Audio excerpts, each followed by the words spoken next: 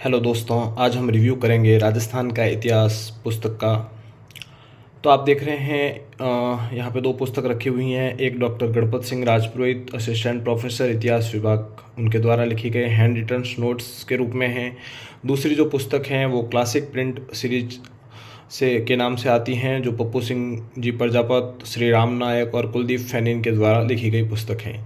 पप्पू सिंह प्रजापत की बुक के साथ कला और संस्कृति साथ में समाहित हैं। वहीं राजस्थान का इतिहास जो डॉक्टर गणपत सिंह जी राजपुरोहित ने पुस्तक लिखी है, उसमें सिर्फ इतिहास विषय का जो मैटर हैं वही समाहित हैं। आज हम इन दोनों ही पुस्तकों की चर्चा करेंगे कि कौन सी पुस्तक किस एग्ज़ाम के लिए उपयोगी हैं, उन दोनों की क्या खासियत हैं, दोनों में क्या कमियां हैं और ये किन किन के लिए उपयोगी साबित हो सकती हैं, दोनों की प्राइस क्या हैं, दोनों में मैटर कैसा है। तो सबसे पहले बात करते हैं हम राजस्थान का इतिहास डॉक्टर गणपत सिंह राजपुरोहित की पुस्तक का। डॉक्टर गणपत सिंह राजपुरोहित की पुस्तक की बात करें अगर हम, तो ये हैंड रिटन नोट्स के रूप में उपलब्ध हैं। साथ में इसकी जो MRP दे रखी है वो 395 रुपये दे रखी हैं, लेकिन बाज़ार में ये आपको 300 रुपये तक आसानी से उपलब्ध हो जाएगी। अब बात करते हैं इसके मैटर की, इसके अंदर किस तरह का मैटर समाहित है।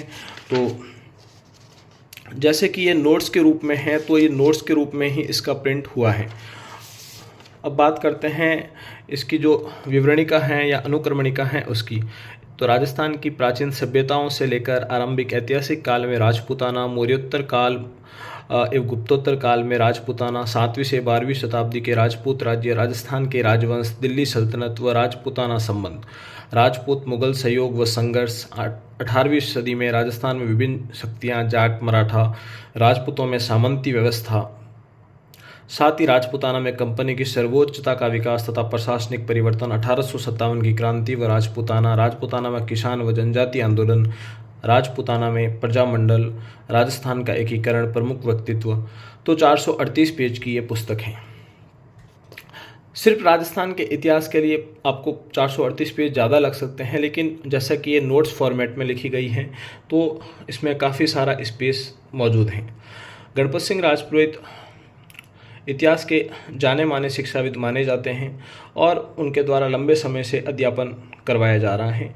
उनके द्वारा राजस्थान के इतिहास के नोट्स के रूप में ये पुस्तक लिखी गई है। ये कलर्ड में है, तो इस पुस्तक की थोड़ी प्रिंटिंग कॉस्ट ज़्यादा है। साथ ही बात करें हैं इनके पेपर क्वालिटी की, तो पेपर क्वालिटी अच्छी यूज की गई है और नोट्स के बीच में आपको काफ़ी सारा स्पेस मिलेगा, जिससे आप कुछ ऐड ऑन करना चाहते हैं तो वो भी ऐड ऑन कर सकते हैं। अब बात करते हैं इनके नोट्स की, तो इनमें जहाँ जहाँ ज़रूरत थी वहाँ इन्होंने मैप दिया है, जहाँ समझाने के लिए आवश्यकता थी इन्होंने सारणी, और कुछ बॉक्स के अंदर इम्पोर्टेंट अगर कुछ चीज़ थी उसको भी दर्शाया गया है। और ये आपको मल्टी कलर में मिलेगी, तो पढ़ने में आपको आसानी रहेगी। हो सकता है कुछ लोगों को नोट्स के रूप में पुस्तक पढ़ना पसंद नहीं हो, कुछ लोगों को नोट्स के रूप में पुस्तक पढ़ना ज़्यादा अच्छा लगता हो, वो अपने अपने विवेक पर निर्भर है। जहाँ तक मैटर की बात करें तो इन्होंने बहुत अच्छा मैटर इसके अंदर ऐड किया है। जैसे ताम्रपाषाणिक काल के बारे में अगर हम थोड़ा अच्छे से देखें तो इन्होंने पूरी की पूरी आहड़ सभ्यता में ताम्रकालीन विशेषताएं, घरों का निर्माण, घरों की छतें बांस से बनाई जाती थी, इनको बहुत अच्छे तरीके से समझाया गया है यहाँ पे। अब बात करते हैं ये पुस्तक किन लोगों के लिए उपयोगी हैं, कौन से एग्ज़ाम की तैयारी करने वाले लोग इन पुस्तकों के साथ जा सकते हैं।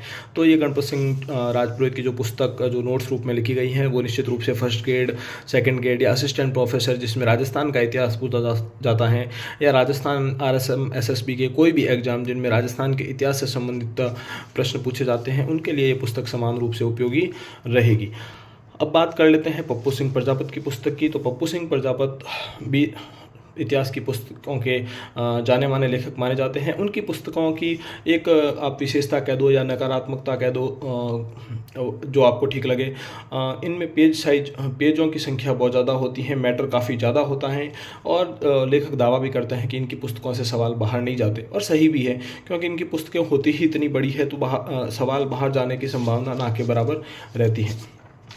अब बात कर लेते हैं इस पुस्तक में आपको क्या क्या मैटर मिलेगा। तो इस पुस्तक के जो लेखक हैं वो पप्पू सिंह प्रजापत हैं और ये इसका प्रथम संस्करण है जो जनवरी 2025 में आया था।